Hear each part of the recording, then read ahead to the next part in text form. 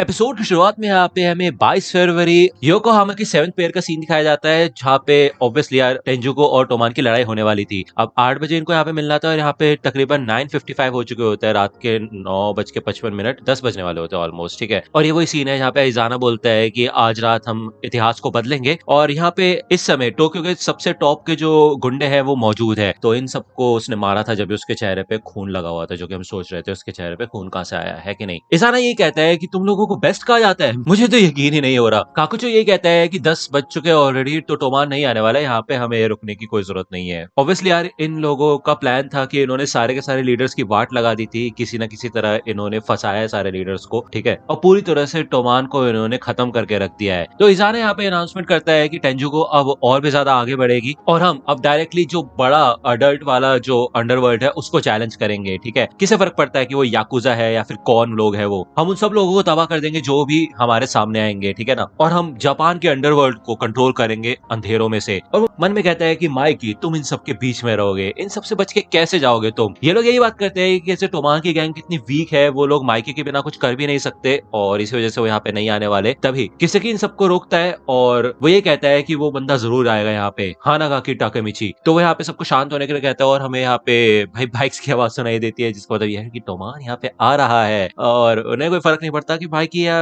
कोई और उनके साथ है या नहीं। जब तक टाकेमिची यहाँ पे है ये लोग हार नहीं मानेंगे, ऑब्वियस सी बात है यार। और लीडर ऐसा ही होना चाहिए जो कि डरे नहीं, आगे बढ़ता रहे। किसेकी टाकेमिची को देख के कहता है कि मैं तुम्हारा इंतजार कर रहा था हीरो। भले चिफुयो सोचता है कि ये बंदा कहाँ पे चढ़ के बैठा है, भाई इस तक पहुंचना तो थोड़ा मुश्किल होगा। अब जब तक हम टेंजुको को हरा नहीं देते तब तक हम किसेकी तक नहीं पहुंच सकते। लेकिन टाकेमिची ये कहता है कि मैं कसम खाता हूँ कि इसको वहां से घसीट के नीचे लेके आऊंगा। भले ही इजाना बताता है इन लोगों को कि भाई तुम्हें नहीं लगता कि तुम काफी ज्यादा आउटनंबर्ड हो, तुम काफी कम लोग हो और हम इतने सारे। और सच में यार मतलब टेंजुको की गैंग काफी ज्यादा बड़ी है और इनमें से ज्यादातर लोग तो पिटे ही हुए हैं और उसमें से भी इजाना के जो लोग हैं टेंजुको गैंग ने काफी लोगों के ऊपर भाई चुपके से हमला कर दिया था, जिस वजह से आप जानते हैं कि ये लोग डर्टी प्ले करते हैं, है कि नहीं। तो इजाना ये कहता है कि अभी के लिए हम एक वैनगार्ड फाइट शुरू करते हैं। तो यार मैं तुम्हें बताता हूँ वैनगार्ड फाइट होता क्या है। इन दोनों गैंग में से एक एक बंदा आगे आएगा, ठीक है ना, इन दोनों की लड़ाई शुरू होगी, जिसके बाद सारे लोग एकदम से आ जाएंगे इस लड़ाई के अंदर और पूरी ऑल आउट हो जाएगा। ठीक है, सबके सब बंदे लड़ना शुरू कर देंगे। तो टेंजुको में से उसका बिग फोर आता है शियोन मादारामे।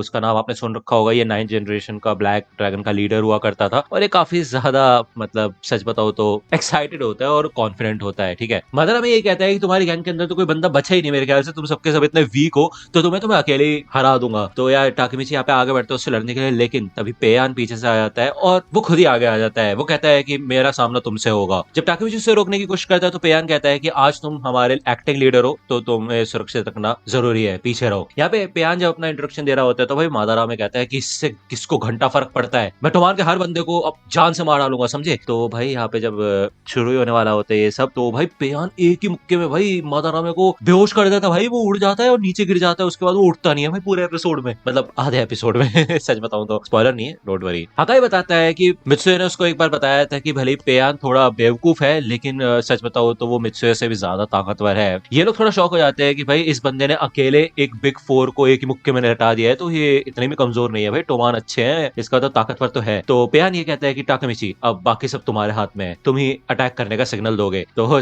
टाकेमिची इन सबसे पूछता है कि क्या तुम तैयार हो, तो ये लोग कहते हैं हाँ कैप्टन हम तैयार है। तो फाइनली वो मन में सोचता है कि भाई ये सब कुछ किसेकी की वजह से हुआ था, उसने इतना सब कुछ किया और हमेशा उसके प्लान को फेल करने के लिए काफी लंबी लड़ाई थी और फाइनली इसको खत्म करने का समय आ चुका है। तो ये सबके सब लोग आगे बढ़ते हैं। भाई पेयान यहाँ पे अकेला उठा उठा के फेंकता है इन सबको, हकाई भी कम नहीं होता, आप जानते हैं उसको, और एंग्री भी यहाँ पे काफी अच्छे से लड़ता है।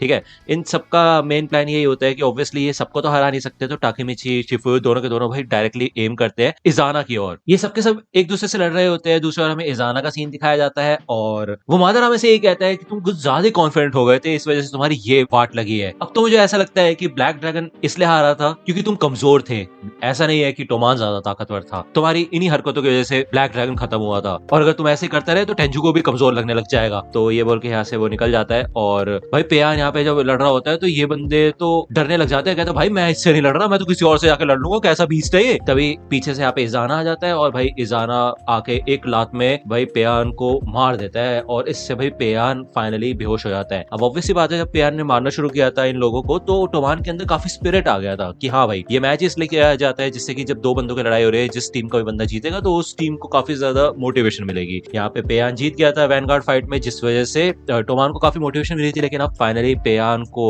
गिरा दिया गया नीचे, जिस वजह से इनका थोड़ा सा डाउन होगा अब कॉन्फिडेंस। ओके, ताकेमिची भी इजाना की इस पावर को देख के भाई शॉक हो जाता है कि एक ही लास्ट में कैसे उसने लटा दिया भाई। यहाँ पे हमें पहले का सीन दिखाया जाता है इजाना के बचपन का। वो यहाँ पे एक स्कूल टाइप में हुआ करता था और यहाँ पे वो काफी लोगों को भाई मार चुका होता है, जिनमें से कुछ लोग उठ के आते हैं और वो लोग कहते हैं कि हम आपको अपना लीडर बनाना चाहते हैं, आप ही हमारे लीडर बन सकते हैं इजाना। तो इजाना यही कहता है कि किसी ना किसी दिन हम एक साथ रहेंगे, अभी के लिए हमें और खतरनाक बनना होगा, जिस वजह से इस जनरेशन का नाम विशियस जनरेशन है। और इसमें ये जो 5 लोग हैं, इनको इजाना यही कहता है कि अब तुम्हारी बारी है, जाओ उनकी वाट लगा दो। यहाँ पे ये सारे के सारे जो बिग 4 बिग 5 होते हैं लड़ने के लिए आ जाते हैं सबसे मेन टारगेट से, जैसे कि टाकेमिची हो गए, हकाई हो गया, एंग्री हो गए, इन सब से ही ये पंगे लेना शुरू कर देते हैं ऑब्वियसली। और साथ ही साथ यहाँ पे इनोई भी होता है। इनोई मूचो से यही कहता है कि मैं कोको को वापस लूंगा, तुमने हमें उससे छीना है। तो पीछे से कोको आता है और वो भाई इनोई के ऊपर ही हमला कर देता है। उसको समझ ही नहीं आता है यहाँ पे क्या हो रहा है। तो भाई कोको काफी ज्यादा चेंज हो चुका होता है। भाई दूसरी ओर हमें काकुचो का भी सीन दिखाया जाता है, जिसका सामना इधर टाकेमिची से हो रहा होता है। टाकेमिची उससे ये पूछता है कि क्या तुम्हें पता था कि एमा मरने वाली है? तो काकुचो कहता है हाँ। टाकेमिची ये कहता है कि मेरे को नहीं लगता कि तुम ये वॉर करना चाहते हो, क्योंकि तुमने मेरे को बताया था कि हमारे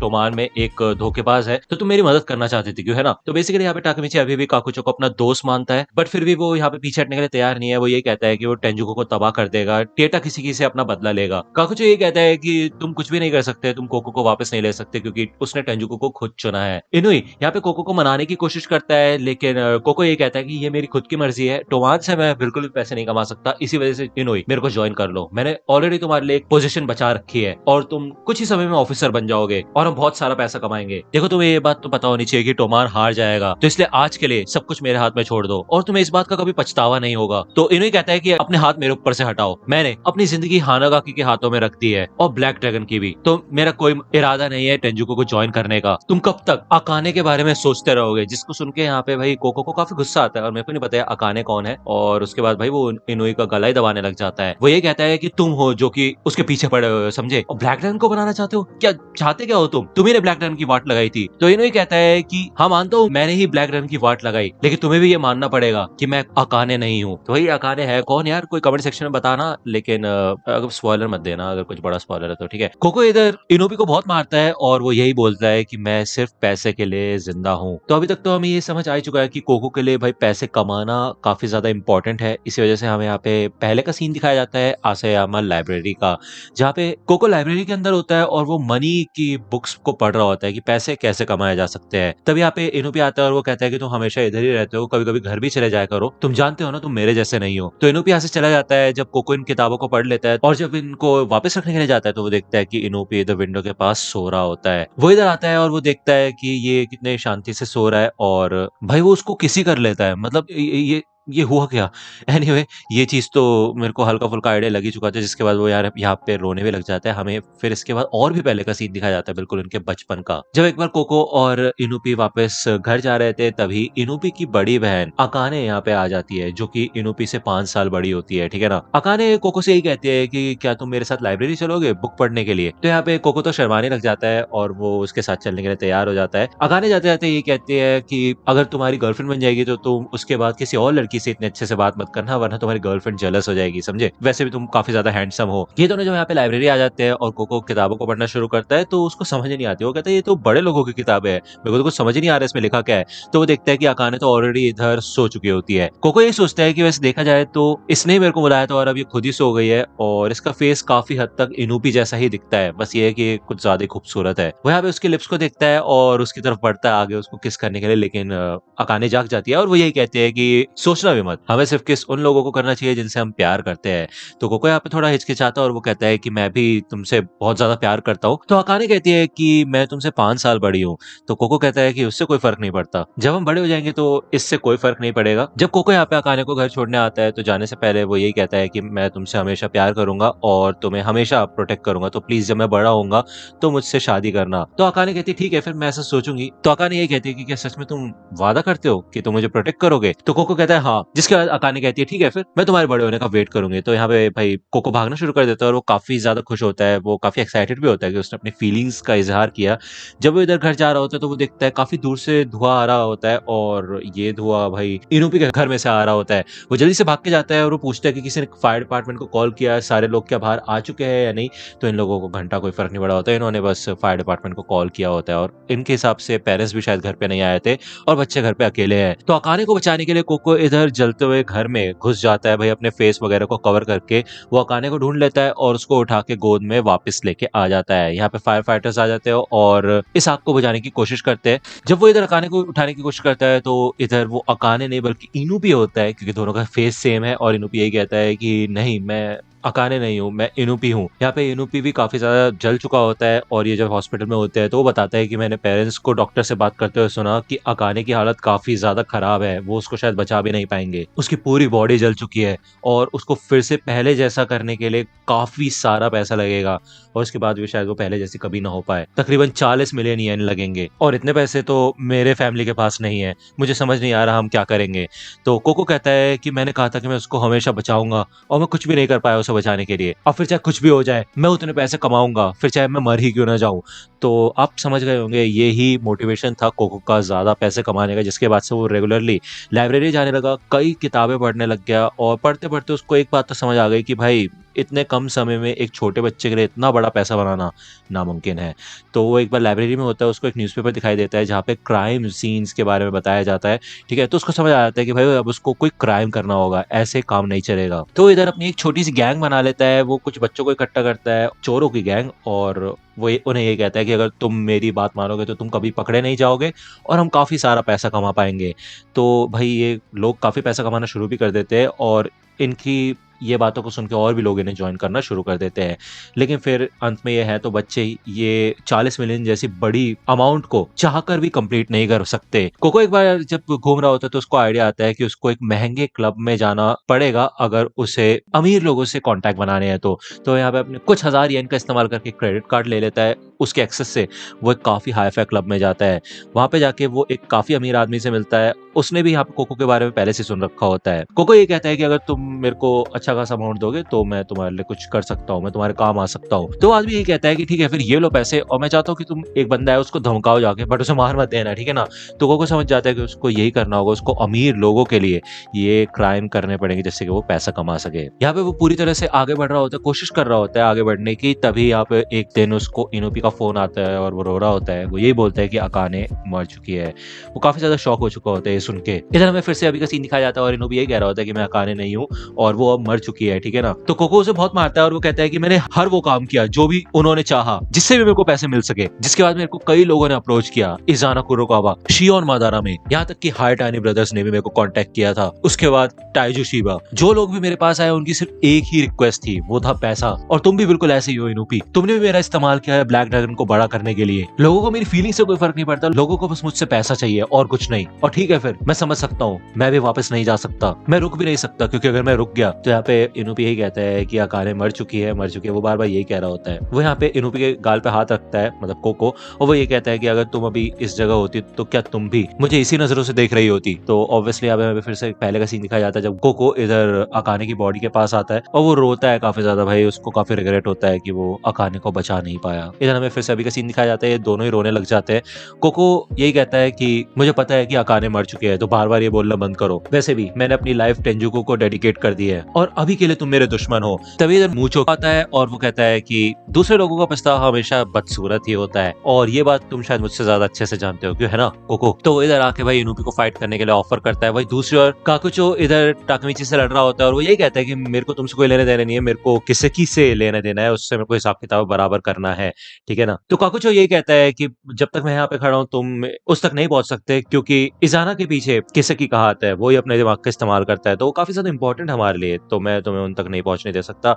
तो टाकामिची को यहाँ पे पता होता है कि चिफुयो और आकुन ने भले उसके लिए रास्ता तो बना दिया है, लेकिन इन सबसे निपट के वो जाएगा कैसे।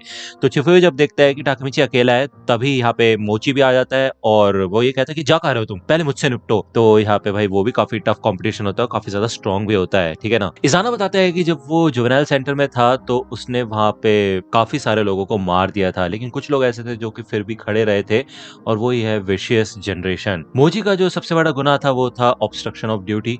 उसने कावासाकी की जो गैंग थी उसको अकेले ही पूरा निपटा दिया था, और वहां पे जब पुलिस आई थी तो उसने पुलिस वालों को भी मार मार के उनकी वाट लगा दी थी। अगर बात करें मूचो की, जिस बंदे को उसने मारा वो एक मिक्स मार्शल आर्टिस्ट था याकुजा का, उसने उसकी रीढ़ की हड्डी तोड़ दी थी। तो ये लोग कहते हैं कि भाई कैसे यार, उसने गाड़ी से अटैक किया था कि उसके ऊपर। तो इजाना कहता है नहीं, उसने उसे उठा के जमीन पे पटक दिया, जिसकी वजह से उसकी रीढ़ की हड्डी टूट गई। तो भाई यार मतलब काफी खतरनाक है ये, ठीक है ना। दूसरी ओर हमें इधर हकाई और एंग्री का सीन दिखाया जाता है, जो कि हाइडानी ब्रदर्स से लड़ रहे होते हैं, और ये लोग काफी ज्यादा खतरनाक होते हैं सच में। ये दोनों का जो कॉम्बिनेशन होता है वो काफी कमाल का होता है। इजाना बताता है कि पहले रोपोंगी की सबसे जो बड़ी गैंग थी वो थी मैक्स मेनियक्स, ठीक है ना। जब इनका सामना हाइडानी ब्रदर्स से हुआ तो इन्होंने भाई दोनों ही लीडर्स की वाट लगा दी थी अकेले ही पकड़ के, और तब से ही ये दोनों अकेले काम करते हैं, और ये भी विशियस जनरेशन का हिस्सा है, ठीक है ना। इनको किसी और की जरूरत भी नहीं है। ये दोनों यही करते हैं कि एक भाई लॉक कर देता है बंदे को, दूसरा आके बैटन से हमला कर देता है, ठीक है। ये दोनों जब इनको पीट के छोड़ के आगे निकल जाते हैं और यही कहते हैं कि भाई तुम तो बस छोटे भाई हो, अगले बार से अपने बड़े भाइयों को लेके आना, बेकार हो तुम, तुम्हारी कोई जरूरत नहीं है यहाँ पे, चलो निकलते हैं हम यहाँ से। तो पहले तो ये दोनों खुद ही आपस में भिड़ जाते हैं कि अगर इनकी जगह इनका बड़ा भाई होता है यानी कि मित्सुया और स्माइल होते तो ज्यादा बेटर होता, लेकिन थोड़ी देर बाद समझ आ जाता है कि भाई ये दोनों ही बेवकूफ है, ठीक है ना। बट इनको साबित करके दिखाना होगा कि छोटे भाई भी कम नहीं होते। तो ये दोनों यहाँ पे मोटिवेटेड हो जाते हैं और आगे बढ़ते हैं लड़ाई करने के लिए फिर से। यहाँ पे हमें एंग्री और स्माइली के बचपन का सीन दिखाया जाता है, और इधर एंग्री काफी बुरी तरह से रो रहा होता है, और हमें दिखाया जाता है कि स्माइली भी इधर खड़ा होता है, और बहुत सारे हाई स्कूल के स्टूडेंट्स इधर पिट के पड़े हुए होते हैं जमीन पे, ठीक है ना। स्माइली ये कहता है कि हे सोया, रोने की जरूरत नहीं है, आगे से मैं सब कुछ संभाल लूंगा, तो तुम मुझसे वादा करो कि तुम कभी भी रोगे नहीं, ठीक है ना। तो यहाँ पे हमें फिर से अभी का सीन दिखाया जाता है, और मित्सुया और स्माइली एक साथ होते हैं। तो स्माइली ही ये बात याद कर रहा होता है, वो कहता है कि तब से ही वो मेरे साथ है, बस मैं ये सोच रहा हूँ कि वो फिर से रोए ना। मित्सुया कहता है कि तुम तो उसकी काफी फिक्र करते हो, चिंता मत करो, वो ठीक ही होगा। तो स्माइली कहता है कि हाँ वो बात तो ठीक है, लेकिन वहीं हमें दूसरी ओर हकाई और एंग्री का सीन दिखाया जाता है, और बेसिकली इन दोनों को ये लोग टैकल करते हैं, साथ ही साथ एंग्री की टांग भी तोड़ दी जाती है, ठीक है ना। अब एंग्री का सीधा हाथ और उल्टा पैर भी टूट चुका होता है, जिस वजह से इन्होंने उसकी वाट लगा दी होती है। अब हकाई इधर बचा होता है, और भाई ये तो हकाई को लॉक करके उसके सर पे ही बैटन मारना शुरू कर देते हैं, और ऐसा होता देख के भाई सबकी वाट लग जाती है। इवन टेंजुकु गैंग और जो टोमान होते हैं वो सबके सब देख के डर जाते हैं एकदम कि भाई ये क्या हो रहा है, ऐसा चलता रहा तो हकाई मर जाएगा। और ये सब देख के भाई एंग्री को काफी ज्यादा बुरा लगता है, वो सोचता है कि यार वो उसको बचा नहीं पाएगा ऐसे तो, और फिर वो रोने लग जाता है। वो कहता है कि तुम लोग कितने बुरे हो, तुम रुकते क्यों नहीं अभी।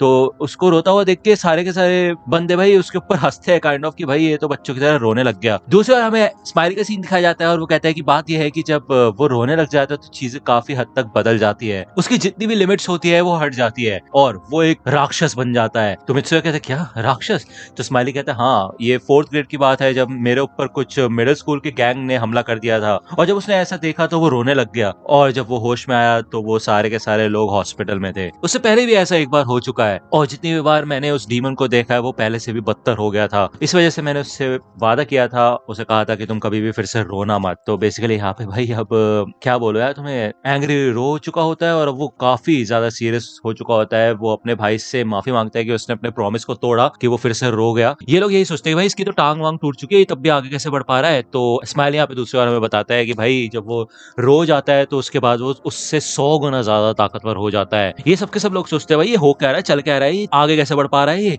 तो जैसे ही रेंडो आगे बढ़ता है उसके ऊपर फिर से अटैक करने के लिए, उसको पूरी तरह से खत्म करने के लिए, तो भाई वो उसको आके पकड़ता है, उसको नीचे गिराने की कोशिश करता है, लेकिन वो हिलता भी नहीं भाई एंग्री अपनी जगह से। रेंडो सोचता है भाई चल क्या रहा है यहाँ पे। तो एंग्री बताता है कि जब लास्ट टाइम मैं रोया था और जब मैं होश में आया तो सारे के सारे लोग जमीन पे पड़े हुए थे, और मेरे भाई ने मुझसे कहा था कि अब तुम आगे चल के कभी रोना मत। तो रैन कहता है कि हे रेंडो उससे दूर हट जाओ। तो यहाँ पे भाई एंग्री अपनी बात पूरी करता है कि अगर तुम रोगे फिर से तो तुम किसी को मार डालोगे जान से। और तभी भाई वो इधर रेंडो के एक ऐसा पंच मारता है जिससे भाई रेंडो के होश उड़ जाते हैं। इधर रैन समझ नहीं पाता भाई क्या हुआ, और इतने में भाई एंग्री गायब हो चुका होता है और वो उसके पीछे आ चुका होता है, वो एक ही पंच में उसकी वाट लगा देता है। और भाई पता नहीं क्या राक्षस जाग चुका है एंग्री के अंदर का, इसको देख के टेंजुको की वाट लगने लग जाती है। वो सोचता है भाई चल क्या रहा है यहाँ पे, हो क्या रहा है, हाई टाइगर ब्रदर्स की तो एक ही बार में वाट लग गई। तभी इधर मोची आता है, चिफे उसको रोकने की कोशिश करता है। मोची कहता है कि तुम मजाक कर रहे हो क्या, हाई टाइगर इतनी आसानी से हार गए तुम, और तुम तो वही बच्चे हो ना जिसकी मैंने वाट लगाई थी पहले, किस ट्रिक से तुमने इसको हराया, क्यों है बताओ मेरे को। तो भाई एक ही पंच में यहाँ पे एंग्री मोची को भी लटा देता है भाई, उसको मतलब इन तीनों का सफाया हो चुका है भाई। अब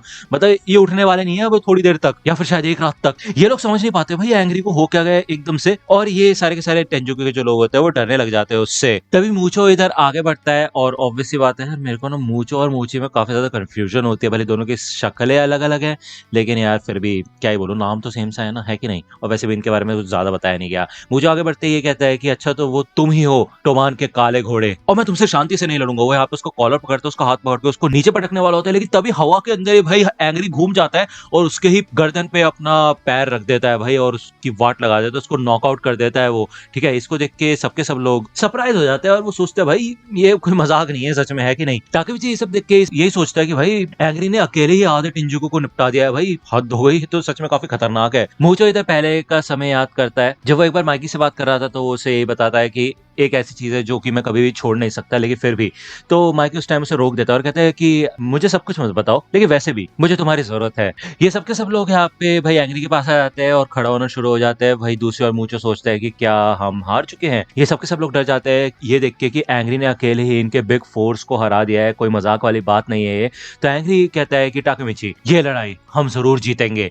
तो ये सबके सब लोग यार फिर से मोटिवेट हो जाते हैं लड़ने के लिए, और टाकेमिची यही सोचता है मन में कि यार ऐसा हो ही नहीं सकता कि हम इन लोगों से हार जाए, इन मर्डरर्स से जो कितने बुरे काम करते हैं, है कि नहीं, कितने लोगों को मारा है इन लोगों ने। मूचो पहले का समय याद करता है जब उसने इस यूनिफॉर्म को पहना था और इजाना ने उसे कहा था कि आज हम टोमान की वाट लगा देंगे और हम और ऊंचाइयों पे जाएंगे, तब तक तुम जितने बुरे हो सकते हो उतने बुरे बनो। तो बेसिकली वो ये कहता है कि सारे जो विशेष जनरेशन के लोग हैं वो एक ही गैंग में आ चुके हैं, तो ये काफी कमाल की बात है। विशियस जनरेशन जो कि सबसे खतरनाक और सबसे ज्यादा गलत काम करने वाली जनरेशन है, तो बेसिकली इसी वजह से अभी इस समय यहाँ पे मूचो एक नाइफ निकाल लेता है। अब मैं आपको पहले बता चुका हूँ ये लोग वेपन्स का इस्तेमाल नहीं करते, खासकर ऐसे वेपन जिनसे एक बार में जान ली जा सके, जैसे कि गन्स या फिर चाकू। तो यहाँ पे वो अपना चाकू निकाल लेता है और वो ये कहता है कि मैं इतनी आसानी से हारूंगा नहीं। जब वो इधर एंग्री की तरफ बढ़ता है उसके ऊपर अटैक करने के लिए, तो बीच में टाकेमिची आ जाता है उसे बचाने के लिए, लेकिन इससे पहले कि वो टाकेमिची को जान से मारे तभी इधर काकुचो आ जाता है टाकेमिची को बचाने के लिए, और वो ये कहता है कि मूचो तुम हार चुके हो, और वो उसको एक ही पंच में भाई पीछे कर देता है। ठीक है ना, वो ये कहता है कि तुम्हें पता है बात कि टेंजुको तुम्हें अंदर से करप्ट कर रहा है, तुम्हें बिगाड़ रहा है, तो ऐसा मत होने दो, समझे। तो ये लोग सोचते हैं कि यार ये बंदा हमारी साइड आ गया क्या, तो ऐसा नहीं हुआ होता। काकुचो अभी भी टेंजुको की साइड में होता है। वो ये कहता है कि मुझे माफ करना इजाना, इसके लिए तुम मेरे को बाद में सजा दे सकते हो, और टाकेमिची तुम गलत मत समझना, मैंने तुम्हें नहीं बचाया है, ठीक है ना, मैं पहले की तरह नहीं हूँ टाकेमिची। तो भाई इधर काकुचो भागना शुरू करता है और वो काफी ज्यादा फुर्तीला होता है, इतना फुर्तीला कि भाई वो एंग्री को भी उड़ा देता है, साथ ही साथ इतने जो भी लोग होते हैं टोमान के बच्चे कुछ खड़े हुए उन सबको भी लटा देता है। फाइनली वो टाकेमिची के पास आ जाता है और यहाँ पे फिर से सब कुछ चेंज हो चुका होता है। ये सबके सब लोग शॉक हो जाते हैं भाई उसकी पावर को देख के, कितना ज्यादा ताकतवर है, साथ ही साथ इतनी तेज भाग रहा है वो बंदा, इसकी टेक्निक तो अलग ही है भाई। और हकाई कहता है भाई हो क्या रहा है, मेरे को तो कुछ दिखाई नहीं, कहाँ से आ गया, वो किधर चला गया। हानमा कहता है कि यार सबसे पहले इसी को भेजना चाहिए था। इजाना कहता है कि अगर ये बंदा बाकी बिग फोर का काम संभाल लेगा तब भी चल जाएगा। काकुचो कहता है कि अब टोमान में सिर्फ तुम ही यहाँ पे खड़े हुए हो टाकेमिची। यहाँ पे हमें उनके बचपन का सीन दिखाया जाता है जब काकुचो पिट के लेटा हुआ था और वो ये कहता है कि वो कितने बुरे लोग हैं, वो बाकी लोगों को बुला के लेके आ गए। तो टाकेमिची ने उस टाइम उसे कहा था कि चिंता मत करो, मैं तुम्हारा बदला लूंगा। तो काकुचो कहता है नहीं टाकेमिची शुक्रिया, लेकिन मैं अपना बदला खुद लूंगा और मैं और भी ज्यादा ताकतवर बनूंगा। तो यहाँ पे फाइनली ये लोग एक दूसरे के आमने सामने खड़े होते हैं और टाकेमिची ये कहता है तो तुम फाइनली ताकतवर बन ही गए काकुचो, लेकिन तुमने मर्डरर्स की गैंग को ज्वाइन कर लिया है, तुम बदल गए हो। तो यहाँ पे हमें फिर से काकुचो के बचपन का सीन दिखाया जाता है जब वो पहली बार इजाना से मिला था और ये दोनों दोस्त बन गए थे, ठीक है ना। काकुचो टाकेमिची से यही कहता है कि तुम कभी भी हम दोनों के बॉन्ड को समझ नहीं पाओगे और इसी वजह से मैं तुम्हें बिना किसी रहम के मार सकता हूँ जान से, इससे कोई फर्क नहीं पड़ता कि मैं तुम्हें पहले जानता था। तो यहाँ पे कोको इनुपी के पास आता है और कहता है देखा, जब तुमने कहा था कि तुमने ब्लैक ड्रैगन का फ्यूचर टाकेमिची के हाथ में रखा है तभी मैं समझ गया था, यही सच्चाई है, देख लो अपने सामने, टाकेमिची आज हार जाएगा। टोमान में टाकेमिची के अलावा और कोई भी खड़ा नहीं हुआ है, तो इसी वजह से टेंजुको जीत जाएगा। आज टोमान का खात्मा होगा। लेकिन आप तो जानते हैं यार टाकेमिची को, वो बिल्कुल हार नहीं मानता, वो बार-बार गिर के उठ के खड़ा होता रहता है और वो यही कहता है कि काकुचो तुम बिल्कुल भी बदले रही है अभी तक। ये तो एक छोटे बच्चे का पंच लगा मेरे को, जो कि सेकंड क्लास के बच्चे होते हैं उनका। और इनो भी यही कहता है कि कोको हारेगा कि नहीं हारने वाला, समझे? टाकेमिची कहता है तुमने कहा कि इज़ाना कुरोकावा तुम्हारा हीरो है, क्यों है ना? तो काकुचो कहता है अगर मैं आगे बढ़ा तो तुम अब जान से मारे जाओगे, समझे? टाकेमिची कहता है कि वो अपना खुद का बदला लेना चाहता है तुम्हारी मदद से। वो 2 गैंग्स को लड़वाना चाहता है बस। जिस बंदे को अपनी खुद की बहन को मरवाने में कोई दिक्कत नहीं हुई, उससे क्या उम्मीद है? और उस बंदे को तुम हीरो बोलते हो? बताओ मुझे काकुचो। तो काकुचो कहता है हाँ, तुम सही कह रहे हो। जो ताकतवर लोग होते हैं वो जरूरी नहीं हीरोज ही हो, लेकिन मेरा हीरो इज़ाना कुरोकावा ही है। इज़ाना आगे बढ़ता है और वो कहता है कि तुम अभी तक बात क्यों कर रहे हो काकुचो? जल्दी करो, इसे खत्म करो। तो यहाँ पे टाकेमिची आगे बढ़ता है उसके ऊपर पंच मारने के लिए, लेकिन भाई ऑब्वियस सी बात है वो नहीं मार पाता उसको।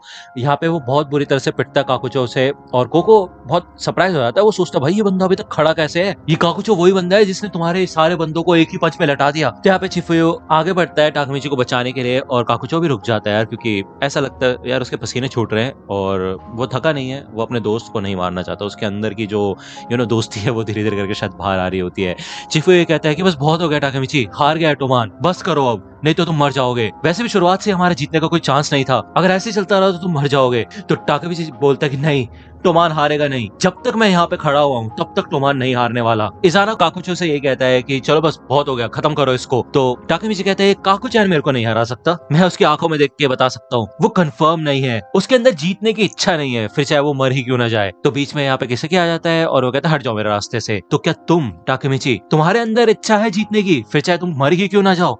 तो यहाँ पे वो उसके सर पे गन रख देता है और भाई यही औकात है वैसे भी किसी की वो कुछ तो कर नहीं सकता, शॉर्टकट तरीके और ये गलत तरीके ही अपनाता है कि नहीं। बट यार चलो ये स्ट्रॉन्ग विलन है, एक काफी इसको हराने में वाट लग रही है भाई, शुरुआत से लेके अभी तक है बंदा, भाई सारे निपट गए, यही रह गया बस, है कि नहीं। भले काकुचो इधर किसी को रोकने की कोशिश करता है और वो कहता है कि ये तो बस बच्चों की लड़ाई है, तुमने गन क्यों निकाल ली, लेकिन यहाँ पे किसी की बिल्कुल भी रुकता नहीं, वो किसी की सुनता नहीं, ठीक है ना। टाकेमिची मन में यही सोचता है कि ये सिचुएशन काफी ज्यादा खतरनाक हो सकती है उसके लिए, लेकिन उसके बाद भी उसको बिल्कुल डर नहीं लग रहा और इसी वजह से वो यहाँ पे नारुतो को याद करता है। उसके अलावा वो चिफुयु, बाजी और उन सभी लोगों को याद करता है जिन्होंने उसे आज तक हिम्मत दी है। तो वो किसी से पूछता है कि तुम्हें किस बात का डर लग रहा है। तो यहाँ पे फाइनली किसी की ट्रिगर दबा देता है और वह किसी की होश उड़ चुके होते हैं, उसके पसीने उड़ चुके होते हैं पूरी तरह से, ठीक है ना। और ये सब के सब लोग काफी ज्यादा शॉक हो जाते हैं ये देख के कि उसने गोली चला दी है, लेकिन हमें दिखाया जाता है कि उसने टाकेमिची के पैर के ऊपर शूट किया होता है। टाकेमिची कहते हैं कि क्या हुआ किसी की, मेरे पैरों में गोली मारने से थोड़ी ना मरूंगा मैं। तो यहाँ पे उसके पैर में से खून भी निकलने लग जाता है। उसके बाद टाकेमिची मन में ये कहता है कि उसके पास ऐसे काफी सारे रीजंस है जिस वजह से वो हार नहीं सकता। वो सारे के सारे फ्लैशबैक्स को याद करता है, जिन लोगों को उसे बचाना है उनके बारे में सोचता है वो। तो वो यहाँ पे बताता है कि वो माइकी जितना कमाल का नहीं है, नारुतो जितना स्मार्ट नहीं है, और वो ऐसे कई लोगों के नाम लेता है जैसे कि कोको, मूचो, उन सबके एग्जाम्पल देता है वो कि टाकेमिची उनके जैसा नहीं है, लेकिन वो बस एक चीज कर सकता है, वो ये है कि वो हार नहीं मानेगा, वो कभी हार नहीं मानेगा, फिर चाहे वो मर ही क्यों ना जाए। इसे सुन के ये लोग मोटिवेट होते हैं मेरे ख्याल से यार, इनको यकीन नहीं होता कि यार टाकेमिची इतना कमजोर है लेकिन उसके बाद भी वो हार नहीं मानता। मतलब मैं उन लोगों की बात कर रहा हूँ जो कि टेंजुको गैंग में है, ठीक है ना। खास करके मूचो और कोको ये सोचते हैं। किसी की यही कहता है कि मैं तुम्हें जान से मार डालूंगा, तो भाई टाकेमिची बिल्कुल डरता नहीं है, वो अपना सर आगे कर लेता है और कहता है ठीक है फिर मारो मुझे। टाकेमिची बिल्कुल भी नहीं डर रहा है, इसको देख के यहाँ पे किसी की अपनी गन को नीचे कर लेता है और उसके बजाय उसको एक पंच देके मारता है, जिससे कि भाई टाकेमिची यहाँ पे दूर जाके गिरता है और वो बिल्कुल भी हिलने की हालत में नहीं होता है यार, वो इतना ज्यादा पिट चुका होता है।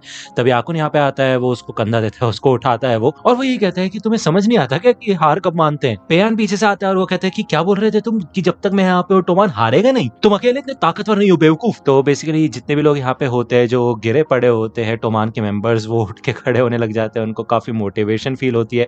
साथ ही साथ चिफुयो जब यहाँ पे टाकेमिची से कहता है कि मुझे गर्व है कि तुमने बाजी की जगह ली, तो यार ये सुन के टाकेमिची और साथ साथ मेरे भी आंखों में आंसू आ जाते हैं यार, ये काफी अच्छा सीन था।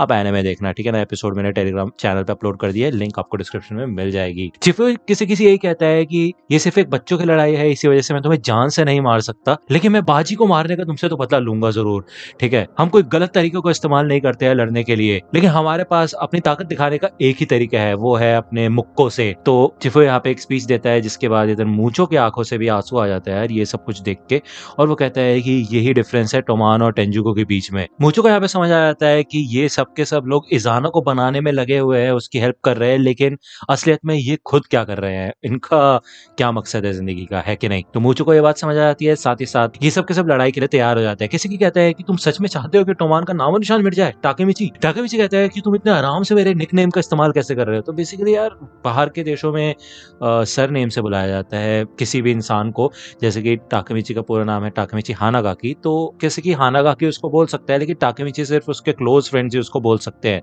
जिनको वो जानता है, ठीक है ना। जापान में ये कल्चर है, जो लोग एनिमे देखते हैं उनको ये बात पता होगी। तो किसी कहते हैं यार तुम लोग ने मेरी नाक में दम कर दिया, चलो ठीक है फिर एक कॉम्प्रोमाइज कर लेते हैं, हम टोमान और टेंजुको को मर्ज कर देते हैं, कोई भी एक दूसरे को ऑर्डर नहीं देगा और इस पूरी गैंग का नाम भी टोक्यो मांजी गैंग रहेगा और लीडर माइकी ही रहेगा। क्यों, कैसा रहा ये प्रपोजल? अच्छा लगा होगा तुम्हें तो। जहाँ पे भाई टाकेमिची आते साथ उसको एक पंच मारता है और किसी की तो नीचे गिर जाता है, भाई उसका चश्मा उड़ जाता, पता नहीं कहाँ पे। तो टाकेमिची कहता है कि अब मैं तुम्हारे इस घटिया दिमाग में अकल लाने वाला हूँ, तो तैयार हो जाओ। यहाँ पे टाकेमिची थोड़ी फ्यूचर की बातें करने लग जाता है, बट किसी को कुछ भी समझ नहीं आता कि ये क्या बोल रहा है। टाकेमिची कहता है कि तुमने इतनी आसानी से एमा को मार दिया, लेकिन तुम मुझे नहीं मार पाए, क्यों, है ना। मैं वही सोच रहा था कि ड्राकन जैसा इंसान किसी का मर्डर कैसे कर सकता है, लेकिन अब मुझे समझ आ गया। तो यहाँ पे हमें पहले का सीन दिखाया जाता है जब ड्राकन ने फ्यूचर में टाकेमिची को बताया था कि अगर मेरे को फिर से जिंदगी जीने का मौका मिले तो मैं उस किसी के बच्चे को मारूंगा। तो अब टाकेमिची को समझ आ चुका होता है कि किसी ने एमा को मारा था, जिस वजह से ड्राकन किसी को जान से मारना चाहता था। ओके, फिर वो माइकी का भी सीन याद करता है फ्यूचर का, जब उसने बताया था कि उसकी जिंदगी में बस दर्द ही दर्द था और कुछ नहीं था, और ऐसा इसलिए क्योंकि एमा की डेथ हो गई थी। एमा उसको इमोशनल सपोर्ट दिया करती थी। एमा के मरने के बाद ड्राकन और माइकी दोनों के दोनों ही अपने रास्ते से भटक गए थे, ऑब्वियसली बात है ये तो टाकेमिची को समझ आया था कि इन दोनों के पास एक काफी अच्छा खासा रीजन था। यहाँ पे जब टाकेमिची फिर से आगे बढ़ता है किसी के ऊपर हमला करने के लिए, तो बीच में इजाना आ जाता है और टाकेमिची उसको हटने के लिए कहता है, लेकिन भाई इधर इजाना टाकेमिची के ऊपर अटैक करता है और वो किसी से कहता है कि मैंने कहा था ना, जो भी रास्ते में आएगा उन सबको हटा दिया जाएगा, तो मैं अब तुम सबको जान से मार डालूंगा। तो टाकेमिची यहाँ पे फिर से उठ के खड़ा होता है, वो यहाँ पे बार बार इजाना के पास जाता है उसके ऊपर अटैक करने के लिए। इजाना बार बार उसे गिराता है और टाकेमिची बार बार उठ के खड़ा हो जाता है। बार बार टाकेमिची को पिटता हुआ देख के सबको तरस आने लग जाता है, यहाँ तक कि काकुचा भी उसको रुकने के लिए बोलता है और वो ये कहता है कि टाकेमिची बार बार मत खड़े हो, लेकिन फिर भी यहाँ पे टाकेमिची आगे बढ़ता है और वो कहता है कि तुम कमीनों ने माइकी को इस कगार पे लाके खड़ा कर दिया कि उसकी ये हालत हो गई। तो यहाँ पे इजाना को एक सीन याद आता है शिनिजिरो का, जब उसने उसे कहा था कि मुझे तुम तब तक मार सकते हो जब तक तुम सेटिस्फाई नहीं हो जाते इजाना। तो बेसिकली फाइनली यहाँ पे इजाना भी वो इंसान बन चुका है जिसको टाकेमिची के अंदर शिनिजिरो की झलक दिखाई दे रही है, जिसके बाद वो उसको पकड़ के बहुत ज्यादा मारता है, उसको मार मार के वो नीचे गिराता है, लेकिन इस बार वो नीचे नहीं गिरता, वो उठ के खड़ा रहता है। टाकेमिची आगे बढ़ के ये कहता है कि मैं टोमान और माइकी दोनों को प्रोटेक्ट करूंगा। तभी वो पंच मारने से पहले रुक जाता है, वो देखता है कि पीछे से माइकी आ रहा है और वो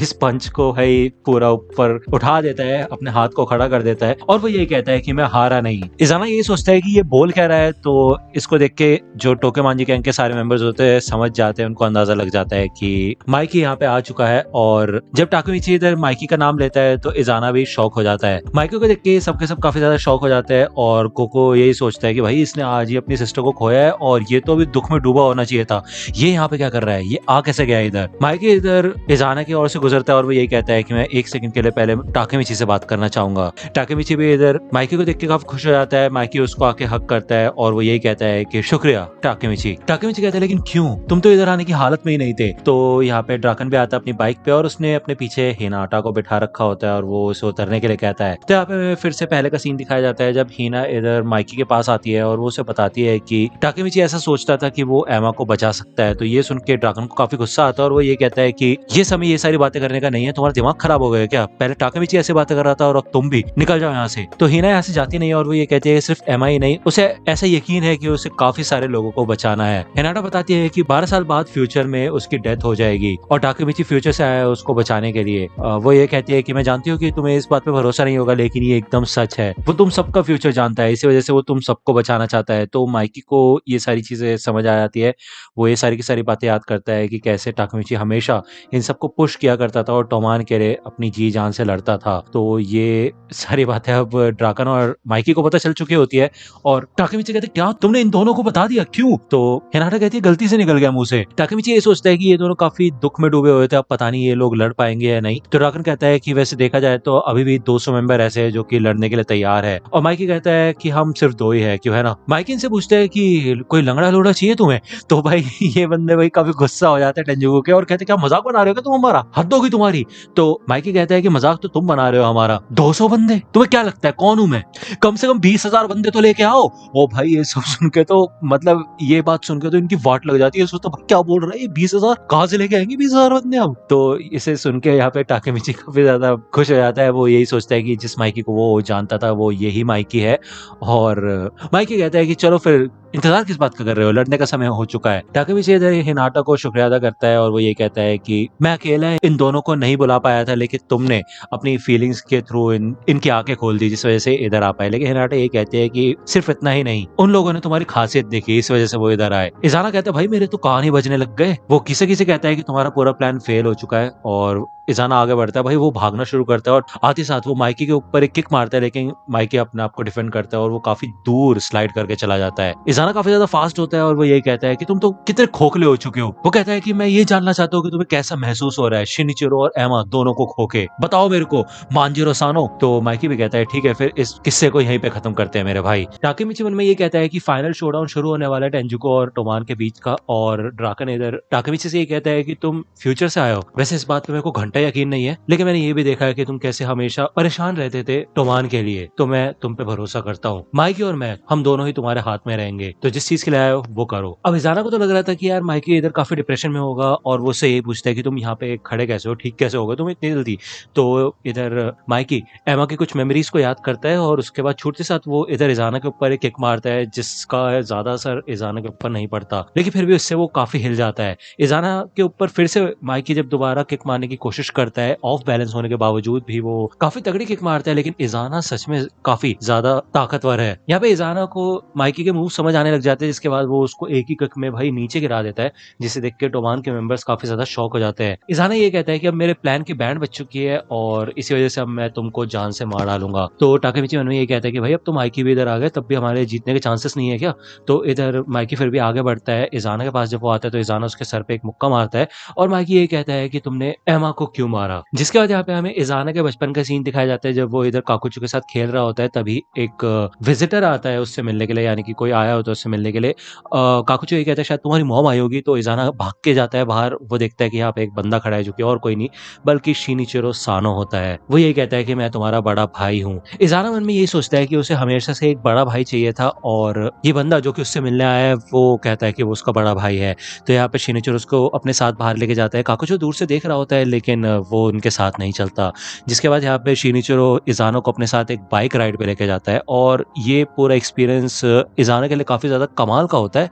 और उसे जब एहसास होता है कि उसका एक खुद का बड़ा भाई भी है और वो उसको अपना मान सकता है, तो उसे काफी रिलीफ महसूस होता है, उसको काफी अच्छा लगने लग जाता है। ठीक है, जिसके बाद वो शिनिचिरो के साथ मिलकर काफी सारी मस्ती करता है, गुंडों वाली हरकतें करता है, यहाँ तक कि अपना आउटफिट भी चेंज करने की कोशिश करता है और साथ ही साथ शिनिचिरो उसको लड़ना भी सिखाता है। वो ये कहता है कि जब भी हम अपना पंच किसी को मारते हैं तो हमारे हाथ के टूटने के चांसेस बढ़ जाते हैं, इसी वजह से हमेशा अपने हाथ में लाइटर पकड़ के रखना। तो वो उसे एक लाइटर देता है। वो काकुचो के पास आता है और काकुचो काफी ज्यादा खुश होता है इजाना के लिए कि उसको अपना कहने वाला कोई मिल चुका है। तो इजाना ये कहता है कि उसने कहा कि वो मुझे मेरी बहन से मिलवाएगा, लेकिन उसके बाद यहाँ पे उसका माइंड थोड़ा चेंज होने लग जाता है। उसे समझ आ जाता है कि ये जो उसका बड़ा भाई है वो उसको किसी के साथ शेयर नहीं कर सकता, यहाँ तक कि अपनी बहन एमा के साथ भी नहीं।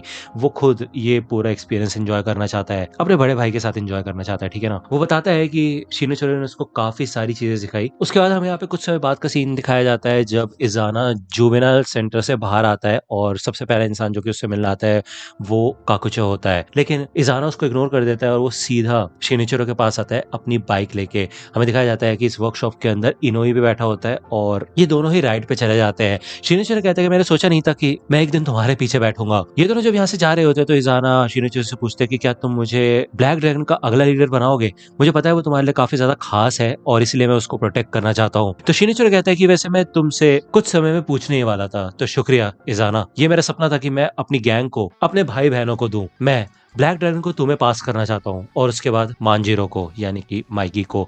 और ये सुन के भाई इजाना का दिमाग घूम जाता है। वो कहता है भाई क्या बकवास कर रहा है ये। उसके आंखों के सामने धुंधला तो नहीं कहूंगा बट सब कुछ उथल फुथल हो जाता है।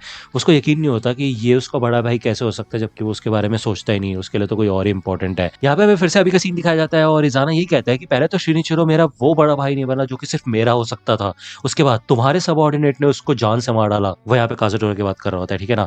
तो उसके बाद बाद से इज़ाना ने अपना मन बना लिया था कि वो माइकी की वाट लगा देगा और उसको शिनिचिरो में कन्वर्ट कर देगा। भाई मतलब क्या ही बोलूँ, उसकी राख बना के वो उसको शिनिचिरो बना देगा, ऐसा कुछ कहने चाहता है वो। बेसिकली उसको मारना चाहता है वो, ठीक है। तो माइकी पूछता है कि तो यही रीज़न था कि तुमने एमा को मारा? तो यहाँ पे इज़ाना लगातार भाई काफ़ी किक्स मारता है माइकी को, और उसके बाद हमें यहाँ पे फिर से माइकी के बचपन का सीन दिखाया जाता है। और एक बार शिनिचिरो ने उससे पूछा था कि तुम्हें कैसा लगेगा अगर तुम्हारा एक और बड़ा भाई हो तो। ये सब के सब लोग काफ़ी ज़्यादा डरे हुए होते हैं माइकी को पिटता हुआ देख के। ताकेमिची मन में यही कहता है कि भाई ये क्या हो रहा है, मतलब माइकी के जो सबसे सीक्रेट वेपन है वो है उसकी किक्स, और अब माइकी तो खुद ही यहाँ पे किक्स खा रहा है इज़ाना की। वो लगता है वीक हो चुका है और अपनी पूरी फॉर्म में नहीं है, शायद ऐसा इसलिए क्योंकि एमा की डेथ हो चुकी है। तो ड्राकन कहता है कि ऐसा नहीं है, माइकी अपना पूरा 100% दे रहा है, बस इससे हमें ये देखने को मिल रहा है कि इज़ाना कितना ज्यादा टफ है। हानमा और किसेकी तो भाई मजे ले रहे होते हैं, उनको तो काफी मजा आ रहा होता है माइकी को पिटता हुआ देख के, और उनको यकीन नहीं होता कि इज़ाना सच में इतना ज्यादा ताकतवर है। वहीं साइड में से जब काकुजो आता है और तो वो यही बताता है कि इज़ाना की सबसे बड़ी ताकत उसका अकेलापन ही है। एक बार जब वो 12 साल का था तो कुछ बच्चों ने उसके ऊपर हमला किया था जो कि उससे काफी बड़े थे, और उनके अंदर बिल्कुल भी दया नहीं थी। उन्होंने बहुत बुरी तरह से इज़ाना को मारा था। साथ ही साथ उन लोगों ने भाई शिनिचिरो वाला जो लाइटर था वो भी तोड़ दिया था। साथ ही साथ उसको इतना मारा था कि उसको हॉस्पिटल पहुंचा दिया था। जैसे ही इज़ाना ठीक हुआ उसने एक एक करके उन सब बंदों की वाट लगाई। उसने लीडर को आखिरी के लिए छोड़ रखा था और उसने उसे टॉर्चर किया। उसे कहा कि मैं तुम्हारे सारे दोस्त और तुम्हारी फैमिली को अपाहिज बना दूंगा और फिर तुम्हारी बारी आएगी। तो वो इतना ज्यादा टॉर्चर हो चुका था कि भाई उसने अपनी खुद की जान ले ली, उस लीडर ने, ठीक है। तो इसी वजह से काकुजो हमें बताता है कि इज़ाना को पता नहीं है कि कब उसे रुकना होता है। वो इतना ज्यादा आगे बढ़ जाता है कि वो किसी को जान से भी मार दे। तो किसी की भी यहाँ पे याद करता है कि जब वो पहली बार इधर इज़ाना से मिला था तब इज़ाना की हालत बहुत खराब हो रखी थी और उसको यकीन नहीं हो रहा था कि भाई ये इतना ताकतवर आदमी ऐसे कचरे की तरह पड़ा क्यों हुआ है यहाँ पे। यहाँ पे माइकी बहुत बुरी तरह से पिट रहा होता है और इज़ाना ऐसा लगता है भाई अपर हैंड लेके बैठा हुआ है। तो माइकी ये कहता है कि अच्छा तो अकेलापन तुम्हारी ताकत है क्यों, है ना, जबकि तुम्हारे पास इतने सारे बंदे हैं तुम्हारे लिए लड़ने के लिए। तो इज़ाना कहता है क्या मेरे लिए लड़ रहे हैं, इन्होंने तो मेरा इस्तेमाल किया है इस एरा की विशेष जनरेशन को कंट्रोल करने का। अब यहाँ पे इज़ाना के जो मूव्स होते हैं वो काफी स्लो होने लग जाते हैं। टाकेमिची और ड्राकन दोनों के दोनों ये चीज नोटिस करते हैं क्योंकि इनको समझ आ जाता है कि जो माइकी ने अटैक इज़ाना के ऊपर किया उससे उसके हालत थोड़ी थोड़ी पत्ती होनी शुरू हो चुकी है। माइकी इधर इज़ाना से यही पूछता है कि तुम्हें ऐसा क्यों लगता है कि तुम अकेले हो। तो इज़ाना कहता है कि एमा और शिनिचिरो दोनों मर गए तो तुम भी तो अकेले ही हो। तो यहाँ पे फाइनली माइकी उसकी एक किक रोक लेता है और वो कहता है कि तुम गलत हो इज़ाना, तुम अकेले नहीं हो, तुम्हारा अभी भी एक छोटा भाई है और मेरा भी एक बड़ा भाई है। तो बेसिकली हमें यहाँ पे फिर से पहले का सीन दिखाया जाता है और शिनिचिरो जब माइकी से बात कर रहा था तो वो इज़ाना के बारे में बात कर रहा था कि भले शिनिचिरो इज़ाना को अपना छोटा भाई मानता है लेकिन माइकी उसको अपना बड़ा भाई मान सकता है इज़ाना को। तो ये तीनों ही भाई हुए, ठीक है ना, ये चाहता था शिनिचिरो। तो माइकी इधर इज़ाना को अपना बड़ा भाई कहता है और वो कहता है कि मैं तुम्हें बचाना चाहता हूँ। तो इज़ाना इधर भाई अपने कंट्रोल में नहीं होता और वो अटैक करता है जब माइकी के ऊपर। तो फाइनली माइकी सीरियस हो जाता है। अब इतनी देर से मतलब वो सीरियस नहीं था और वो भाई अब एक दो किक्स में और एक दो मुक्कों में वाट लगा देता है इज़ाना की। माइकी ये कहता है कि अगर तुम थोड़ी सी भी कोशिश करते हो तो एमा और मैं तुमको एक्सेप्ट कर लेते लेकिन तुमने कभी ऐसा चाहा नहीं। तो यहाँ पे भाई इज़ाना को विजुअल्स आने लग जाते हैं। उसे ऐसा दिखाई देता है कि शिनिचिरो और एमा दोनों के दोनों माइकी की साइड खड़े हुए हैं, ना कि इज़ाना के साइड। तो इज़ाना को ये सब देख के काफी गुस्सा आता है, उसको बुरा फील होता है और वो सीधा किसी के पास जाता है और उससे उसकी गन ले लेता है। और उसको एहसास हो चुका होता है कि टेंजुको हार चुका है ये लड़ाई और हारने से अच्छा ये है कि वो माइकी को मार डाले, ठीक है, क्योंकि अगर वो ये लड़ाई हार गया तो ये सब कुछ खो देगा। माइकी उसको उकसाने की कोशिश करता है और वो कहता है कि अगर तुम्हें इससे शांति मिलेगी तो तुम चलाओ गोली, चलाओ मार दो मेरे को। लेकिन इससे पहले कि वो ट्रिगर दबा पाए और वो ऑलमोस्ट दबाने वाला था ट्रिगर, काकुजो इधर आ जाता है बीच में और इस गन को साइड में गिरा देता है। वो उसको रियलाइज कराता है इज़ाना को कि हम हार चुके हैं, टेंजुको हार चुके हैं, दो गैंग की जो लीडर्स हैं उनकी लड़ाई हुई और उसमें तुम हार गए, इसका मतलब ये है कि टेंजुको अब हार चुका है। तो इज़ाना कहता है कि अच्छा तो अब एक नौकर बताएगा महाराजा को कि क्या करना चाहिए और क्या नहीं। तो यहाँ पे हमें काकुजो के बचपन का सीन दिखाया जाता है जब पहली बार इज़ाना उससे मिला था। उसके चेहरे पे काफी बड़ा निशान था जिसके बारे में इज़ाना उससे पूछता है और वो पूछता है कि तुम ये कर क्या रहे हो। तो मिट्टी में यहाँ पे वो एक ग्रेव टाइप बना रहा होता है काकुजो और वो ये कहता है ये मेरे मॉम और डैड के लिए जिनकी जान चली गई थी एक एक्सीडेंट में। तो इज़ाना इस ग्रेव को भाई लात मार के हटा देता है, उड़ा देता है और वो ये कहता है कि तुम मरे हुए लोगों की चिंता क्यों कर रहे हो, कोई तुम्हें बचाने नहीं आने वाला अगर तुम इतने वीक रहोगे तो, ठीक है ना। तो यहाँ पे वो रोने लग जाता है। तो इज़ाना उसे कहता है कि ठीक है फिर आज से तुम मेरे सर्वेंट हो और तुम मुझे किंग की तरह ट्रीट कर सकते हो। तो भाई ये तो काफी अजीब चीज लगी लेकिन उसके थोड़ी देर बाद ही काकुचो बताता है कि वो उस दिन अपने आप को जान से मार लेता अगर इजाना उसको ऐसा नहीं बोलता, तो उसको अपने साथ नहीं रखता। तो काकुजो ये बताता है कि मैं उस समय से लेके आज तक तुम्हारे साथ हूँ और मैं तुम्हारे लिए मर भी सकता हूँ, लेकिन अब बस बंद करो ये, मैं तुम्हें ऐसे नहीं देख सकता। तो यहाँ पे इजाना आगे बढ़ता है और वो ये कहता है कि देख क्या रहे हो, मार डालो इसको। जब काकुजो इधर इजाना को रोकने की कोशिश करता है और समझाने की कोशिश करता है, तभी भाई किसकी इधर गोली चला देता है और काकुजो के ऊपर, और भाई काकुजो तो नीचे गिर जाता है।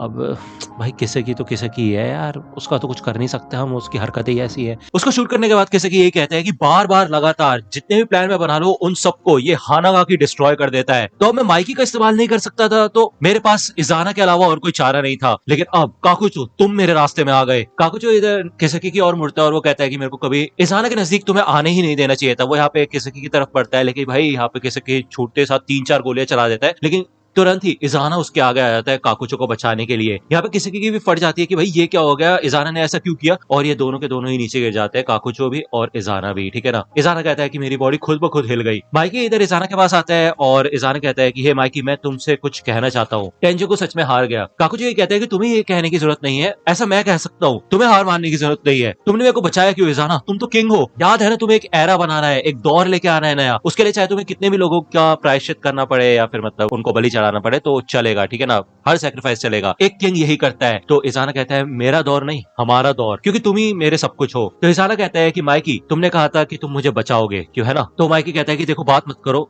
और ऑफ कोर्स हम भाई है तो मैं तुम्हें बचाऊंगा। एमा और मैं दोनों ही शिनिचिरो से प्यार करते थे जैसे तुम करते थे। यहाँ पे हमें काकुचो और इजाना के बचपन का सीन दिखाया जाता है। यहाँ पे इजाना काफी ज्यादा बिजी हो चुका होता है शिनिचिरो को लेटर्स लिखने में, और काइंड ऑफ काकुचो अकेला पड़ चुका होता है, ठीक है ना। देखिए उसके बाद भी ये दोनों साथ होते हैं। इजाना बताता है कि एक बार मैं अपनी माँ से मिला। तो यहाँ पे हमें इजाना के टीनेज का सीन दिखाया जाता है जब वो थोड़ा बड़ा हो चुका होता है। काकुचो और इजाना अभी भी साथ होते हैं और एक दिन उसको अपनी मॉम दिखाई देती है, तो वो काकुचो को यहाँ से जाने के लिए कहता है और इजाना अपनी मॉम से मिलने के लिए इस गेमिंग सेंटर के अंदर आ जाता है। वो उनसे पूछता है कि मॉम आपने मेरे को छोड़ा क्यों और आप मुझसे मिलने क्यों नहीं आई। तो थोड़ी देर तक तो उसकी मॉम कोई भी रिप्लाई नहीं करती, लेकिन कुछ समय बाद वो कहती है कि तुम मेरे बेटे नहीं हो, जो मेरा एक्स हस्बैंड था और उसकी फिलिपिनो एक्स वाइफ थी उसके बेटे हो तुम, तो हम ब्लड से रिलेटेड नहीं है, मेरा तुमसे कोई नाता नहीं है। वो बेवकूफ था, उसको किसी गुंडे ने मार दिया चाकू से, तो अब समझे तुम मेरे स्टेप चाइल्ड हो। तो भाई ये काफी खतरनाक रिलेशन है। अब मैं समझाऊं कैसे तुमको, मतलब यार ऐसा लगता है एक आदमी था, उसकी एक एक्स फिलिपिनो वाइफ थी, मतलब एक्स वाइफ थी जो फिलीपीन से थी, उनका एक बेटा था, उसके बाद शायद उनका डाइवोर्स हो गया होगा, ठीक है। उसके बाद जो इजाना का बाप था वो एमा की मॉम के साथ मिला और ये दोनों रिलेशन में आए। तो बेसिकली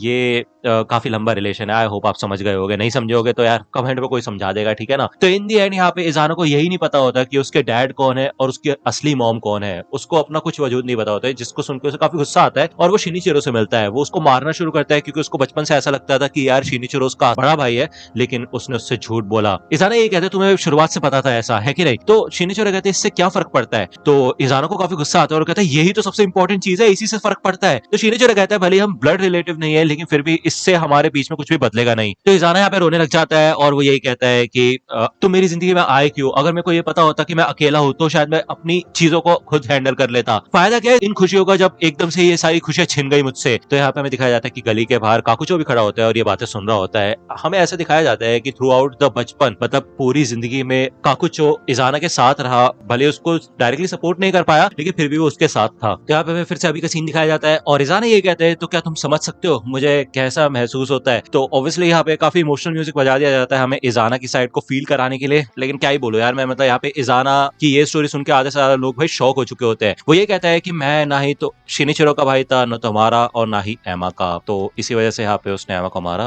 और सच में वो उसकी सिस्टर नहीं थी। तो क्या अब तुम मुझे बचा सकते हो, इजाना यहाँ पे माइकी से पूछता है और वो ये कहता है कि मेरे को बचाना नामुमकिन है, क्यों, है ना। जिसके बाद यहाँ पे भाई इजाना की सांसें रुक जाती है और वो एंड में एमा का नाम लेता है, ठीक है। यहाँ पे किसी की तो फट चुकी होती है क्योंकि ये उसके प्लान का हिस्सा नहीं था। साथ ही साथ काकुचो भी काफी इमोशनल हो जाता है क्योंकि भाई वो बचपन से उसके साथ था। वो यहाँ पे इजाना को बुलाने की कोशिश करता है और उसके खुद भी गोली लगी होती है, तो उसके साइड में आके लेट जाता है और उसका हाथ पकड़ लेता है। वो ये कहता है कि मैं तुम्हें अकेला नहीं रहने दूंगा और मैं तुम्हें जल्द ही ज्वाइन करूंगा, ठीक है। वैसे भी हमारी जिंदगी बदतर थी। तो यहाँ पे स्नो होने लग जाती है और स्नो को देख के काकुचो को एक बचपन का सीन याद आता है जब यहाँ पे स्कूल में थे वो और स्नो पड़ी थी और ये लोग स्नोमैन बना रहे थे। काकुचो उस टाइम अपना स्नोमैन बनाता है जिसको इजाना तोड़ देता है और काकुचो कहता है मैं तो भाई अकेले ही खेलूंगा, मैं तुम्हारे साथ नहीं खेल रहा। लेकिन इसके बाद ये दोनों इग्लू बनाते हैं और इजाना एक प्लान बनाता है और वो ये कहता है कि जब हम बड़े हो जाएंगे तब हम इसको अप्लाई करेंगे, हम एक सबसे ताकतवर कंट्री बनाएंगे और जो भी हमारे हमारी बात नहीं मानेगा उसको मार देंगे हम, ठीक है। तो यार काकुचो कहता है यार ये कुछ खतरनाक नहीं है, मतलब यार कोई हमारी बात नहीं मानेगा तो उसको जान से मार देंगे हम, तो मैं तुम्हारा सर्वेंट हूँ, इसका मतलब मैं प्राइम मिनिस्टर बनूंगा ना उस कंट्री का। तो इजाना कहते तुम्हें पता भी है सर्वेंट का मतलब क्या होता है? अच्छा चलो ठीक है, मैं तुम्हें एक स्क्वाड दे दूंगा, हमारी कंट्री में वो सब लोग शामिल होंगे जिनके कोई पेरेंट्स नहीं होते और वही हमारे सिटीजन होंगे, वो हमारी फैमिली की तरह होंगे। और फिर मैं बोलूंगा सिटीजन चलो टैक्सेस पे करो और अब से हम कभी भी हारेंगे नहीं। तो काकुचो कहता है इसका तो हम आज के बाद एक भी बार नहीं हारेंगे। तो ये दोनों साथ में लेट जाते हैं स्नो में और इजाना कहता है ठीक है फिर मैं सांजो होशी बनूंगा और तुम सन गोकू। तो काकुचो कहता है तुम्हारा मतलब जर्नी टू द वेस्ट वाली मूवी से है क्यों है? इजाना कहता है हाँ, तो इसलिए हमारे किंगडम का नाम होगा टेंजुकु। तो यार ये प्लान ऐसा लगता है काफी पुराना था इन दोनों का, और अब ये दोनों उसी पोजीशन में साथ लेटे हुए होते हैं और साथ ही साथ इन दोनों के खून भी मिल जाते हैं, ठीक है ना। यहाँ पे काकुचो की भी डेथ हो जाती है और माइकी यहाँ पे अनाउंसमेंट करता है कि टोमान और टेंजुकु दोनों मेरी बात सुनो, ये कॉन्फ्लिक्ट अब खत्म हो चुका है तो सबके सब यहाँ से घर जाओ, मैं यहाँ पे पीछे रुकूंगा ये सब साफ करने के लिए। लेकिन मूचो पीछे से आता है और वो कहते हैं माइकी तुम यहाँ से जाओ, हम सब लोग संभाल लेंगे।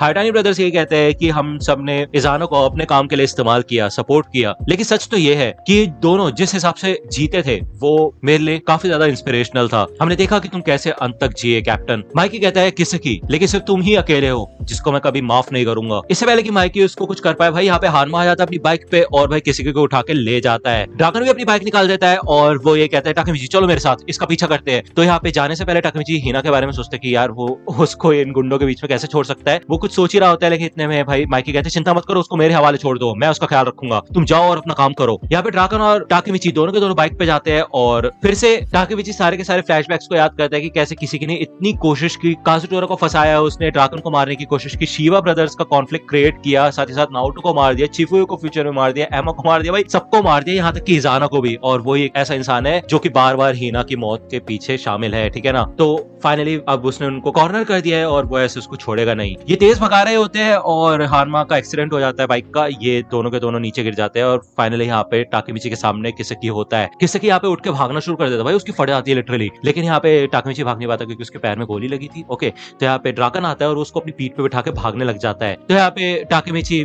माफी मांगता है लेकिन ड्रैगन कहता है चिंता मत करो, पहले तुम मेरी जगह थे, याद है ना, तो जब कियोमासा ने मेरे को चाकू मार दिया था, तो यार ऑब्वियसली याद है हम सबको, है कि नहीं। ड्रैगन कहता है तुम जानते थे कि मैं मर जाऊंगा और मैंने देखा कि तुम कैसे हमेशा टोमान को बचाने के लिए जी जान से कोशिश करते रहते थे। तभी यहाँ पे पीछे से हारमा जाता है और भाई वो रॉड लेके आया होता है, वो यहाँ पे हमला करता है लेकिन ड्रैगन इधर कवर अप कर लेता है। ड्रैगन ये कहता है कि टाकेमिची तुम जाओ यहाँ से, मैं इसको संभाल लूंगा। तो टाकेमिची कहता है चिंता मत करो, भले मेरे पैरों की वाट लग चुकी है लेकिन मैं फिर भी भागूंगा। तो ड्रैगन कहता है तुम ज़ॉम्बी कहीं के, आज तो तुम्हारे टुकड़े टुकड़े कर दूंगा मैं। तो यार इन दोनों का यहाँ पे शोडाउन शुरू होता है। भाई दूसरी ओर टाकेमिची फुल भागने की कोशिश कर रहा होता है। भाई यहाँ पे ये लोग एक पार्किंग लॉट में आते हैं, तभी भाई किसी की ईंट उठा के भाई टाकेमिची के सर में मार देता है, लेकिन उसके बाद भाई वो एक मुक्का मारता है किसकी को। ये दोनों यहाँ पे लड़ना शुरू हो जाते हैं और अब शायद फाइनली होगा किसकी वर्सेस टाकेमिची। और टाकेमिची को रियलाइज होता है ये वही पार्किंग लॉट है जहाँ पे फ्यूचर में हिनाटा की डेथ हुई थी, जिसको सोच के यहाँ पे टाकेमिची को और गुस्सा आता है और वो किसकी को बहुत बुरी तरह से मारना शुरू कर देता है। वो कहता है कि तुम हार चुके हो किसकी, अब हार मान जाओ, ठीक है, क्योंकि तुम कमजोर हो और तुम हमेशा दूसरे लोगों को अपना शील्ड बनाते हो।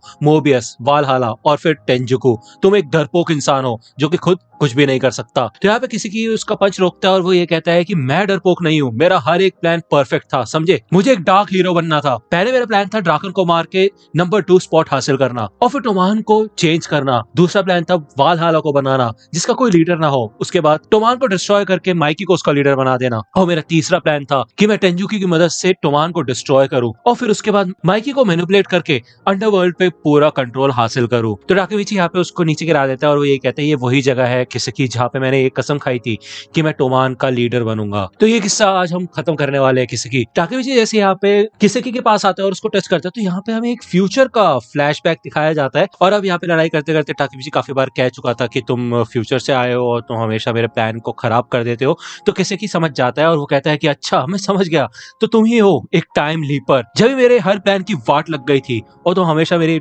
काम में टांग अड़ाते थे। तो यहाँ पे टाकेमिची किसी से पूछता है कि मैं समझ सकता हूँ कि माइकी से तुम अटैच हो, लेकिन हिना का क्या, तुमने उसे मारा क्यों, बताओ मेरे को। तो यहाँ पे वो जब फिर से किसी को टच करता है तो हमें फिर से एक फ्लैशबैक दिखाया जाता है जहाँ पे किसकी फ्यूचर में हिनाटा को काइंड ऑफ प्रपोज करता है, उसको एक रिंग देता है और हिनाटा कहती है आई एम सॉरी। टाकेमिची यहाँ पे समझ नहीं पाता और किसकी कहता है अच्छा ऐसा लगता है कि मैं फेल हो गया। हमें दिखाया जाता है कि फ्यूचर में किसकी ने हिनाटा को प्रपोज किया था लेकिन हिनाटा ने भाई किसकी को रिजेक्ट कर दिया था।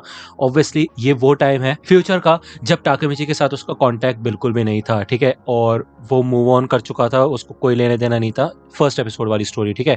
और वही दूसरी ओर यहाँ पे हिनाटा अभी भी टाकेमिची से प्यार करती है, जिस वजह से उसने उसका नेकलेस आज तक पहन रखा है। इसी वजह से यहाँ पे वो किसी के प्रपोजल को भी रिजेक्ट कर देती है, और यही रीजन नहीं है, हो सकता है वो उसको पसंद भी ना करती हो। टाकेमिची कहता है अब तुम ये मत बोलना कि तुम उससे प्यार करते हो। तो यहाँ पे किसी की अपनी गन बाहर निकाल लेता है, और वो बताता है कि बचपन में एलिमेंट्री स्कूल में वो एक चाइल्ड प्रोडिजी माना जाता था, यानी कि बहुत स्मार्ट और इंटेलिजेंट लड़का, ठीक है।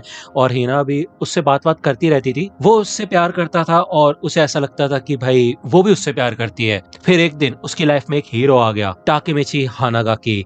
उसके बाद से किसी की टाकेमिची को फॉलो करने लगा और उसकी बातों को सुनता था। उसने एक बार टाकेमिची को कहते हुए सुना था कि वो जापान का नंबर 1 लफंगा बनेगा, मतलब गुंडा बनेगा, ठीक है, हुडलम। जिसके बाद किसी ने काफी रिसर्च करना शुरू किया कि हुडलम्स लफंगे कैसे होते हैं, और एंड में जाके तो वो एक असली लफंगे से मिला भी, जो कि भाई ओसनाई था, ठीक है। कुछ समय बाद उसका सामना हुआ माइकी से। उसको देख के उसे समझ आ गया कि वो माइकी का इस्तेमाल करेगा, और जिस औरत से वो प्यार करता है उसके लिए वो कुछ भी करने के लिए तैयार होगा। तो ये सीन हमें आप दिखाया जाता है जब एक बार ओल्ड एपिसोड्स में ये सीन था, ठीक है, जब टाकेमिची ने किसी को देखा था काफी समय बाद, लेकिन वो उसको पहचान नहीं पाया था, लेकिन उस समय किसी की उसको पहचान गया था, और वो कहता है कि टाकेमिची हानागाकी देखो मैं कितना चेंज हो चुका हूँ, और जो मैंने सोचा है वो मैं जरूर करूंगा। जिसके बाद वो जाके माइकी से मिलता है, और उसे समझ आ जाता है कि भाई माइकी ही एक जरिया है उसके लिए, जिससे कि वो जापान का नंबर 1 बन सकता है। तो उसने अपने प्लान की शुरुआत की, जो कि 10 सालों का प्लान था। पहला साल उसे लगा उसका भरोसा जीतने में, उसके बाद 2 साल और लगे एक ऐसे स्टेज पे पहुंचने के लिए जहां पे आके वो उसको मैनिपुलेट कर पाए, उसको अपनी बातों में उतार पाए। उसके बाद 3 साल और लगे जिससे वो टोक्यो के ऊपर पूरा कंट्रोल जमा सके, और 4 साल बाद जब वो पूरे जापान के ऊपर कंट्रोल कर सके। तो ये 10 साल का पूरा प्लान था जिसमें वो जापान का नंबर 1 बनना चाहता था। उसके बाद ही वो सक्सेसफुल होने के बाद हिनाटा टाचिबाना से शादी करेगा, ठीक है। तो ये उसका पूरा प्लान था जो कि अभी बता रहा है वो, और फ्यूचर में काइंड ऑफ उसने इस प्लान के ऊपर भाई महारत हासिल की यार। मतलब देखा जाए किसी की स्टोरी को तो वो काफी, उसकी तारीफ करने का मन तो नहीं करता, लेकिन सच बताओ तो उसने गिव अप नहीं किया। उसने काफी तगड़ा प्लान बनाया हिनाटा तक पहुंचने का, लेकिन उसका लक बेकार है मेरे ख्याल से, या फिर वो गलत लड़की के पीछे पड़ा हुआ है। तो टाकेमिची ये सारी बातें सुन के यही कहता है कि तो फिर तुमने उसको जान से क्यों मारा? इसलिए क्योंकि उसने तुम्हें मना कर दिया था। तो किसी की यहाँ पे काफी गुस्सा होता है, और वो यही कहता है कि मेरे को समझ नहीं आया वो तुम जैसे लड़के के साथ कैसे हो सकती है, तो अगर वो मेरी नहीं हो सकती तो मैं उसे तुम्हारा भी नहीं होने दूंगा, इससे अच्छा तो मैं उसको मार ही दूं। तो यहाँ पे भाई टाकेमिची को इतना गुस्सा आता है, वो एक ही लात मार के इस गन को उड़ा देता है,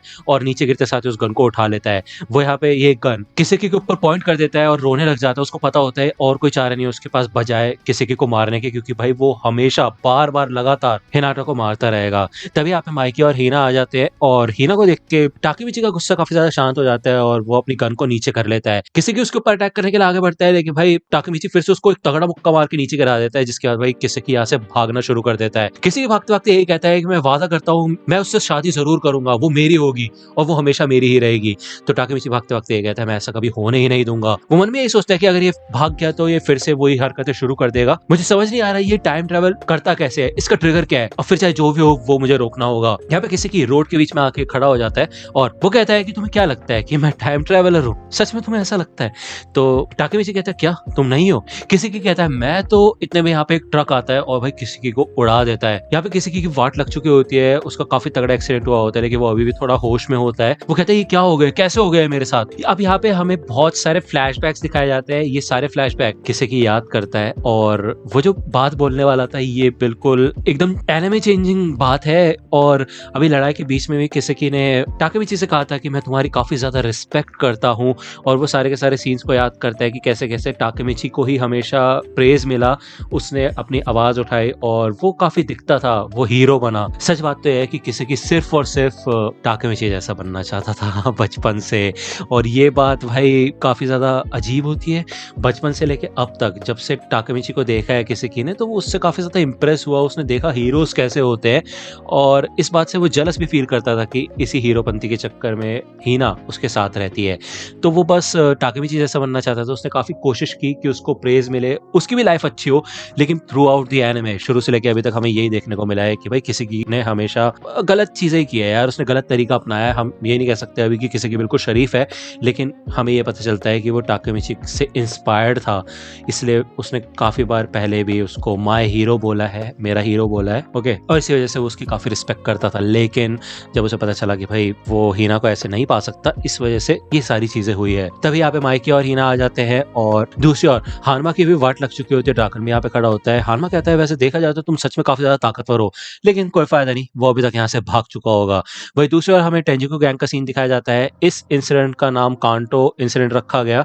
इस लड़ाई में टेंजिको के 500 लोग शामिल थे जो कि योकोहामा में से आई थी। ठीक है, ये गैंग कानागावा की सबसे बड़ी गैंग, और वही दूसरी ओर टोकेमांजी गैंग जो कि टोक्यो की सबसे बड़ी बाइकर गैंग है। इसमें 5 लोगों का अरेस्ट हुआ और 3 लोगों की मौत हुई, जिनमें शामिल थे एमा सानो, इजाना कुरोकावा और टेटा किसेकी। तो यहाँ पे इस लड़ाई के बाद भी बहुत लोग घायल होते हैं और कुछ लोग बच भी चुके होते हैं। टाकामिची यहाँ पे अपने पैर पे पट्टी वट्टी करके काकुचो से मिलने आया होता है, क्योंकि उसकी किसी वाइटल पार्ट पे गोली नहीं लगी थी, इस वजह से अभी तक वो जिंदा होता है। वो ये कहता है कि मेरे जिंदा बचने का फायदा क्या है, सिर्फ मैं ही बचाऊं।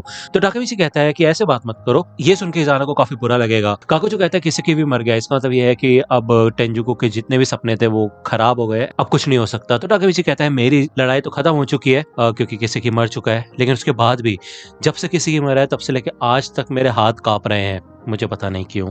ठीक है, इसी के साथ यहाँ पे कांटो इंसिडेंट खत्म होता है। अब मेरे को सच में जानना है यार, उसके हाथ क्यों कांप रहे हैं और किसी की सच में मर चुका है यार, तो इसका मतलब क्या कि अब सब कुछ पहले की तरह हो जाएगा, सब कुछ नॉर्मल हो जाएगा। टाकामिची क्या फ्यूचर में जा सकता है? मुझे नहीं पता, मांगा रीडर्स को जरूर पता होगा। मैं स्पॉइलर नहीं चाहता, लेकिन मैं जानना भी चाहता हूँ। तो जो भी लोग स्पॉइलर देना चाहते हैं, पहले स्पॉइलर लिखना, फिर बहुत सारा स्पेस मारना, जिससे कि लोगों का मजाक खराब ना हो। ठीक है।